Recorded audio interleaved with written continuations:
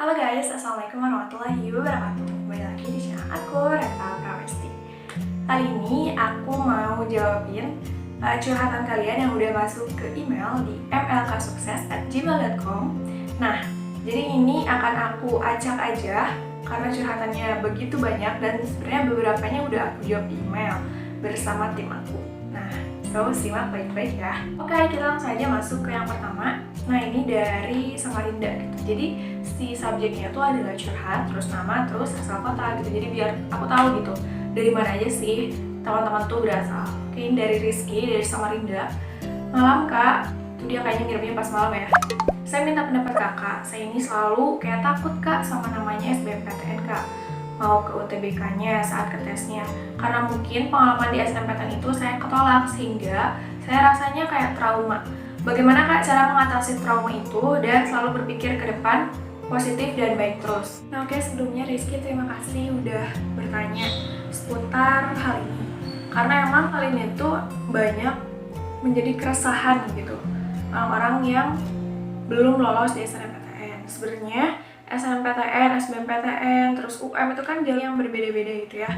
Maksudnya ketika misalnya satu pintu tertutup, kita harus percaya bahwa masih ada pintu-pintu lain yang terbuka buat kita. Rasa trauma pasti ada, wajar. Karena kita ngerasa apa yang kita pilih kok nggak dapet ya, gitu. Ngerasa saya nggak pantas atau gimana, tapi percaya aja bahwa kamu akan dapet sesuatu yang lebih baik nantinya. Jadi intinya, percaya dengan keyakinan kamu dan hadapi UTBK sebaik mungkin. Gimana caranya? Belajar dan ikuti strategi-strategi yang udah banyak tersebar di YouTube. So, good luck! Move ke yang kedua, ini dari Opnal, Bandar Lampung. Assalamualaikum kak, saya bingung dari awal disuruh kuliah dan saya itu seneng banget dong karena bisa kuliah, karena kakak saya nggak ada yang kuliah, mereka langsung kerja. Tapi sekarang beda, di waktu saya udah berjalan dan siap mengikuti UTBK, di pertengahan perjalanan keluarga saya ngomong, "Nah, kamu kerja aja ya, kuliahnya ntar aja." Terus saya kayak bingung, kenapa harus ngomong sekarang di saat saya udah pengen benar-benar kuliah benar-benar, udah mau raih mimpi saya, terus saya tetap paksa mau kuliah sampai saya bilang, kalau soal uang udah ada, Oknal gak minta, ntar Oknal kuliah sambil kerja aja, gak apa-apa. Kuliah saya capek, udah capek-capek belajar, dari saya nggak tahu apa-apa tentang UTBK, saya terus nyari-nyari info karena saya nggak mau gagal lagi. Saya sempat berpikir apa saya harus mundur karena uang. Saya bilang lagi sama keluarga saya, nggak bakal minta uang dari mereka, saya bakal usaha, yang penting diizinin. Sampai saya sedih kak, nggak tahu harus bagaimana lagi, sampai terlintas pikiran saya, apa saya kabur aja saat nanti saya lolos. Saya bakal jalanin, mereka boleh berpendapat tapi nggak bisa dong larang saya, karena masa depan saya itu saya yang buat. Jadi saya ini kayak mudah hati, rasanya bingung mau gimana. Saya tahu omongan keluarga itu baik-baik buat kita, tapi terkadang omongan keluarga yang menghalangi jalannya. Saya pengen nangis ke astaga, hanya karena takut gak ada uang untuk bayar kuliah, harus berhenti pendidikan. Saya selalu yakini mereka bahwa saya bisa jadi mandiri pada diri saya sendiri. Saya udah gak bisa berpikir lagi harus gimana. Tolong kak, gimana saran yang baik? Saya bener-bener mau kuliah kak, gak mau main-main karena kuliah. Kayak keinginan saya untuk serius beda sama SMA yang masih main-main. Apa saya harus nekat? Ketika konsul SNM, aku tahu banget gitu gimana Oknal itu berjuang mencari tahu tentang SNMPTN, ikut sempat analisis peluang SNMPTN yang aku adain di IG, di YouTube gitu. Kalau menurut aku, makasih sebelumnya Oknal udah ngasih pertanyaan dan mengeluarkan curhatannya. Keinginan kamu dan keyakinan kamu untuk kuliah itu bener banget gitu, gak ada yang salah. Cuma kembali lagi, doa restu orang tua itu adalah hal yang utama. Ketika orang tua tidak mengizinkan, mungkin karena biayanya, mereka takut. Karena pada fase kuliah, mereka taunya adalah akan mengeluarkan uang yang besar, materi yang besar. Maka ketika Oknal memberikan keyakinan kepada mereka bahwa Oknal bisa mandiri, Oknal bisa cari uang, kayak gitu, itu sebenarnya udah bagus banget gitu. Coba kita tuh beri pengertian kepada orang tua bahwa di kuliah tuh banyak beasiswa, pak, terus ada juga KIP kuliah gitu. Misalnya kalau Oknal udah mengajukan KIP kuliah, sampaikan gitu dan yakini bahwa ketika nanti Oknal itu kuliah akan bener-bener menjalaninya dan insya Allah akan menjadi orang yang mana akan mengangkat derajat keluarga. Pasti deh. Dan satu lagi ya, jangan lupa berdoa, karena berdoa itu akan menembus segala hal ya Oknal. I stand for you. Ketiga ini dari Margareta. Mirip-mirip ya namanya. Dia dari bagian si api-api. Oke, kamu curhat nih, tapi sebelum itu kenalkan aku Eta dari bagian si api-api. Jadi tahun ini tuh aku lulus dari SMA dan mau lanjut kuliah, tapi bingung banget mau lanjut kemana. Gara-gara aku kurang pandai dan keahlianku terbatas, sedangkan pesaing di luar sana sangatlah banyak. Dan mereka pasti udah persiapan dirinya dari jauh-jauh hari. Aku kemarin Kak lihat link yang kakak pernah share jumlah bangku yang keterima di masing-masing univ. Jurusan aku pengen pilih, nggak semua univ ada, jarang banget, terus tahun lalu banyak yang milih itu. Tapi hanya sedikit orang yang diambil. Gimana sih Kak caranya biar kita lulus SBMPTN dan mencapai target rata-rata nilainya untuk aku yang kurang ahli dalam belajar? Oh iya Kak, satu lagi, semoga ibu baca dan dibales. Oke. Apa peluang kita bisa masuk? Apa harus pilih satu dan satu lagi harus beda serta kampus juga berbeda? Dan doain aku semoga lulus SBMPTN. Kalau Eka, sebelumnya terima kasih udah menyampaikan curhatannya nih. Kalau dilihat tadi ada statement bahwa aku kurang pandai dan kurang belajarnya kayak gitu ya. Keahlianku juga terbatas. Sebenarnya dalam lolos ke kampus yang kamu pengenin itu gak sebatas harus pinter doang, gak sebatas harus punya keahlian banyak gitu. Enggak, tapi sesuaikan sama passion dan minat kamu. Kamu pengen kemana, kamu pengen jadi apa gitu. Menurut aku sih kayak pilih jurusannya dulu, baru pilih PTN-nya gitu. Misalnya kamu pengen banget nih ke kedokteran karena kamu yakini bahwa diri kamu tuh bagus di biologinya, bagus di kimianya gitu. Berarti kan udah tepat gitu ya, udah sesuai dengan apa yang kamu minati. Berarti fokuslah ke situ gitu. Kalau misalnya dibilang kurang atau kurang pandai belajar ya gitu, mulai ubah dan mulai move on dari cara belajar lama ke cara belajar baru, yang mana dari kurang efektif menjadi lebih efektif. Gimana caranya?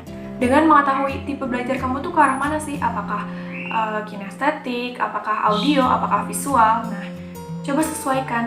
Nah, berarti kan kamu akan merasa nyaman kan ketika kamu belajar sesuai dengan tipe belajar kamu.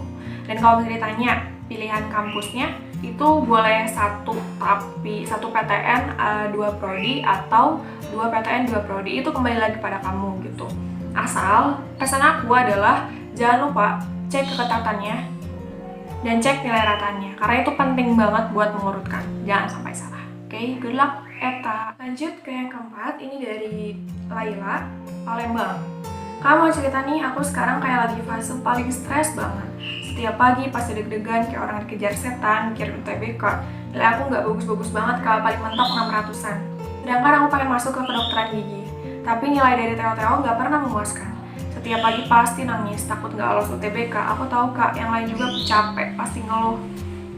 Tapi aku nggak bisa kayak ini terus Kak, udah kayak mau mati rasanya. Kasihan sama orang tua nanti kalau nggak lulus, mereka pasti kecewa banget. Aku udah ikut SNMPN, SNMPTN, Poltekkes, UIN, tapi semuanya nolak aku Kak. Apa aku sebodoh itu Kak? Apa aku nggak sepantas itu? Dan karena semua itu aku jadi serba takut, kayak nggak tahu gimana rasanya bahagia setiap hari bawaannya. Takut deg-degan, capek, deg-degan terus. Sampai minum obat penenang tapi masih nggak ada perubahan. Sampai ada pikiran buat bunuh diri. Aneh banget emang ya Kak, cuma aku doang yang punya masalah. Sampai mikir yang lain enak banget udah ada kampus nerima, dialah aku apa, cuma remahan yang ditiup aja udah hilang. Udah coba sholat supaya hati lebih tenang tapi masih aja, emang imannya lemah kali ya Kak. Aku ngerasa kayak sendiri banget, pengen coba cerita sama orang tua, takut mereka nggak ngerti aku. Coba curhat sama teman tapi takut nggak sefrekuensi gitu. Oh ya makasih Kak udah buat kayak ginian, sehingga aku punya teman untuk bercerita. Halo Laila, Wong Kitogalo, salam kenal dari aku, terima kasih sudah menyampaikan curhatannya. Rasa deg-degan, rasa ketakutan, rasa kecewa terhadap hasil SNMPTN itu pasti ada gitu ya. Tiap hari selalu dibayang-bayang H-51, H-50, buka TL, Instagram, buka Twitter, orang makin ambis, sedangkan kita gini-gini aja gitu. Ya begitulah, kita mau gak mau harus menghadapi hal-hal tersebut, dan stres itu pasti ada gitu, wajar. Tapi jangan berkepanjangan, setidaknya itu jadi cambukan buat kita biar kita tuh bisa lebih baik lagi gitu. Rasa tadi pengen melakukan hal-hal yang kurang baik karena saking stresnya, itu coba pendam gitu ya, sugestiin aja positif bahwa diri kamu tuh mampu melampauinya. Kamu harus bisa balas dendam dengan pembuktian bahwa kamu tuh lolos gitu di SBMPTN. Nggak apa-apa, jalur undangan memang bukan rezekinya, tapi jalur tulis adalah rezekiku. Katakan dalam hati terus, kuatkan diri kamu, yakinkan diri kamu. Ketika itu terjadi, kamu pun akan mendapatkan rasa kebahagiaan tersebut dan kamu bisa membanggakan orang tua.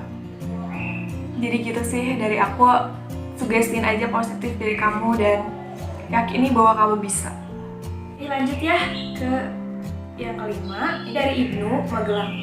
Assalamualaikum Kak, mau curhat nih tentang masuk PTN. Soalnya saya bingung, saya dari IPA tapi saya buta warna parsial. Padahal hampir semua prodi saintek atau IPA itu tidak memperbolehkan buta warna Kak. Tapi saya kemungkinan mengambil jurusan pendidikan fisika karena tidak terlalu mementingkan soal warna. Tapi saya pengen banget linjur Kak, takut sama saingannya kalau yang salah strategi nanti nggak lolos BPTN. Tapi kalau saya di prodi saintek nanti juga resiko karena saya buta warna parsial. Saya takut belajar, saya di jurusan pendidikan fisika nanti sia-sia karena saya buta warna. Belum lagi kalau mau jadi guru PNS tapi buta warna kayaknya bakal sulit. Pengen banget linjur tapi nggak tahu ada atau enggak pembatasan kuota linjur. Saya bingung antara ngambil pendidikan fisika atau linjur ilmu politik atau manajemen Kak. Salah langkah nanti nggak masuk PTN. Halo Ibnu, terima kasih udah menyampaikan curhatannya. Buta warna ya, buta warna parsial. Dulu aku dapat cerita dari temen aku, ini based on experience aja ya. Jadi dia masuk ke Fisika Murni Unpad dan dia nggak diterima lebih lanjut karena dia buta warna parsial juga setauku. Lalu dia disuruh milih prodi sosum gitu. Jadi kalau misalnya di Unpad, berdasarkan cerita teman aku ya, ketika buta warna dan emang jurusannya itu mementingkan seorang yang harus normal gitu matanya, jadi nggak boleh buta warna, itu bisa memilih prodi sosum dan itu bebas. Makanya dia milih akuntansi dan ya makanya jadi seangkatan sama aku gitu. Nah untuk kampus-kampus lain aku sebenarnya kurang tahu, tapi emang benar secara general itu buta warna emang tidak diperbolehkan untuk kayak jurusan kimia, fisika, kedokteran gigi, setahu itu nggak boleh gitu. Jadi mungkin kamu bisa googling gitu, cari aja jurusan yang emang gak mementingkan buta warna. Tapi kalau misalnya passionnya di fisika, di pendidikannya mungkin nggak terlalu dipentingkan gitu. Setahu aku fisika murni yang emang bener-bener harus nggak boleh buta warna. Kalau misalnya salah, komen aja ya. Selain itu, kalau misalnya linjur sebenarnya boleh, karena kan IPA kan maksudnya memiliki keleluasaan. Cuma kembali lagi ke passion kamu gitu. Sebenarnya kuota linjur juga nggak pernah dipublish berapa orang ya di setiap jurusannya. Cuma kamu bisa fokus ke UTBK-nya. Kalau misalnya emang beneran pengen linjur, bagusin lah di PPU dan PBM. Kalau misalnya mau tetap di jurusan sainteknya, di PU dan PK-nya. Gitu, Ibnu. Semangat terus ya, semoga diberikan jalan terbaik. Oke, mungkin gitu aja segmen curhat bareng Reta kali ini. Kita akan lanjut lagi kalau misalnya emang banyak requestan pengen lagi dibalas curhatannya, tapi selebihnya juga aku bakal balas di email. So, thank you and bye-bye. Wassalamualaikum warahmatullahi wabarakatuh. Semangat terus ya.